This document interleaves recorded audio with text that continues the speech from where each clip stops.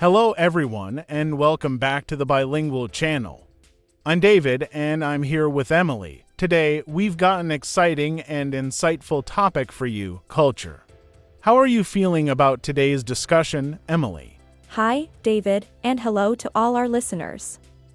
I'm really excited to talk about culture today. It's such a broad and fascinating topic that touches every aspect of our lives.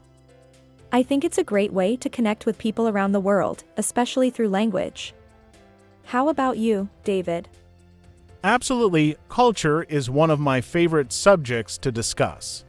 It's incredible how different cultures shape the way we live, think, and communicate.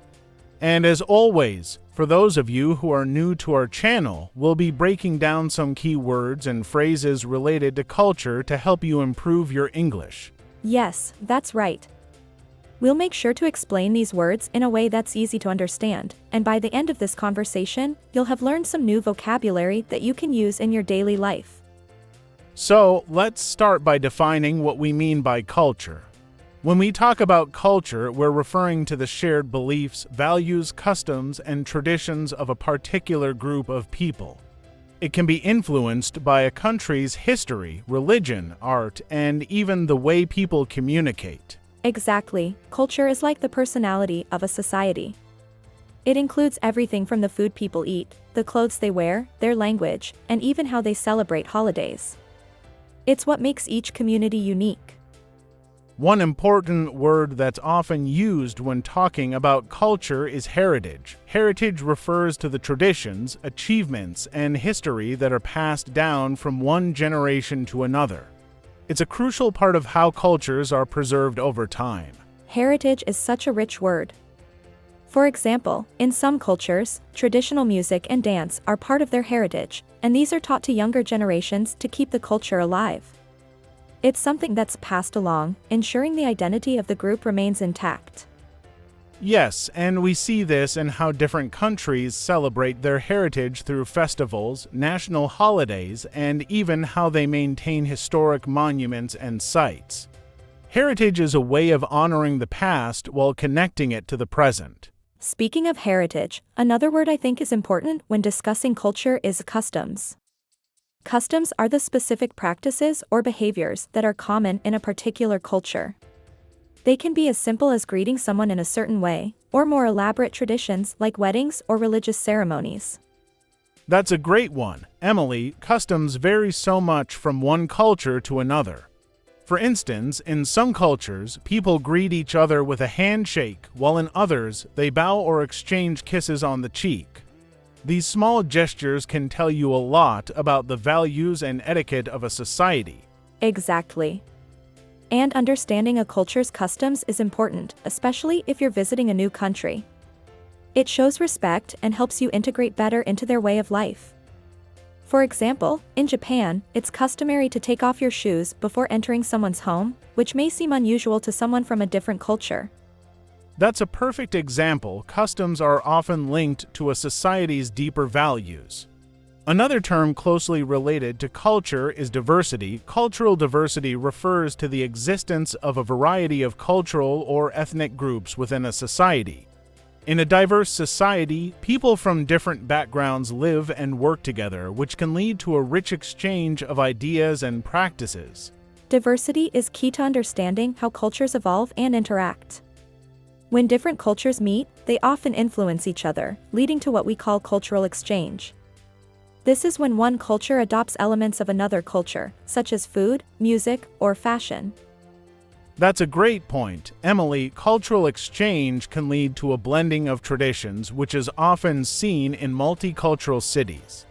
For instance, food is a great example of this. Think about how pizza, which originated in Italy, is now popular all over the world, with different countries adding their own twist to it. Yes, and this brings me to another word that's really relevant here, globalization. Globalization is the process by which businesses, technologies, or philosophies spread around the world. It's what allows cultural exchange to happen on a larger scale as people and ideas move more freely between countries. Globalization has definitely made the world more connected. It has enabled people from different cultures to interact more easily, leading to both positive and negative effects. On the one hand, it promotes understanding and cooperation. On the other, it can sometimes lead to the loss of cultural identity. That's so true.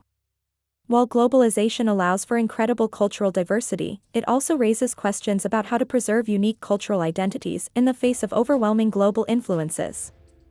But I think one of the most beautiful aspects of globalization is how it has allowed us to appreciate cultures from around the world. Absolutely, and with that in mind, it's important to mention the concept of cultural appropriation. This happens when someone from one culture adopts elements of another culture without understanding or respecting its significance. It's a controversial topic because it can sometimes be seen as disrespectful.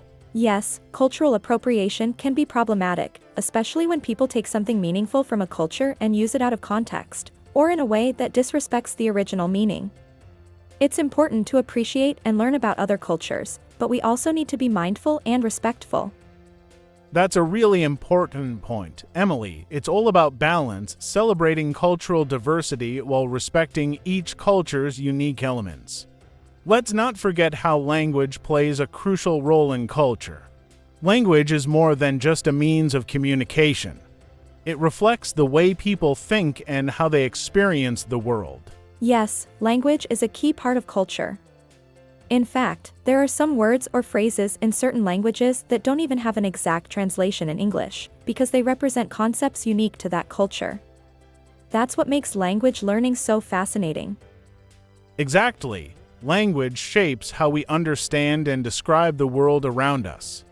For example, the word hygge in Danish refers to a cozy, comfortable moment shared with loved ones, and it's a concept deeply rooted in Danish culture. That's a perfect example. Learning these cultural concepts through language helps us understand a culture's values and lifestyle. Another term related to language and culture is cultural assimilation, which refers to the process by which a person or a group adopts the culture of another group, often losing some aspects of their original culture in the process. Cultural assimilation is especially common in immigrant communities, where people often adopt the language and customs of their new country. While it can help people fit in and succeed in their new environment, it can also lead to a loss of cultural identity over time. Yes, it's a complex process. On the other hand, some communities manage to maintain their cultural heritage while still integrating into their new surroundings. This is where the idea of a cultural preservation comes in. Efforts to keep traditional customs, languages, and beliefs alive, even in a changing world. Cultural preservation is crucial for many indigenous cultures around the world.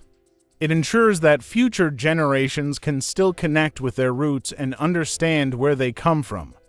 For example, some communities have language revitalization programs to teach younger generations their native language. Absolutely, cultural preservation helps protect the richness of human diversity. As the world becomes more interconnected, it's important to remember and honor the uniqueness of each culture. And speaking of preserving traditions, I think we should highlight the word ritual. Great word. A ritual is a series of actions or behaviors that are performed in a specific order, often as part of a cultural or religious practice.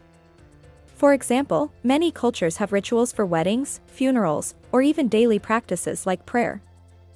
Yes, rituals are often deeply symbolic and hold significant meaning for those who practice them. They provide a sense of continuity and connection to one's heritage and community. Exactly. And while some rituals may seem unusual to outsiders, they're often a key part of a culture's identity. For example, in some cultures, there are specific rituals for the new year, such as lighting fireworks or eating special foods to bring good luck. That's a great example, Emily, and I think it's important to mention that understanding other people's rituals and customs helps foster respect and tolerance. It's about celebrating differences rather than fearing them. Exactly, David.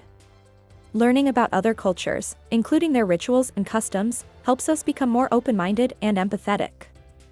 It's one of the best ways to promote peace and understanding in a diverse world. I agree, and with that, I think we've covered a lot of ground on the topic of culture today. We've talked about heritage, customs, diversity, globalization, and the importance of preserving cultural identities. But before we wrap up, let's highlight the 5 words we explained during our conversation. Sure. So, the words we focused on were heritage customs, diversity, globalization, rituals. Great, and remember, you can find these words listed in the description below. Thanks so much for joining us today, and we hope you learned something new about culture. Yes, we hope this conversation gave you some valuable insights and improved your English vocabulary. Feel free to leave a comment about what you found most interesting, and don't forget to subscribe to our channel for more episodes like this. And if you liked today's discussion, make sure to hit the like button and share it with your friends. See you in the next episode. Take care, everyone, and happy learning!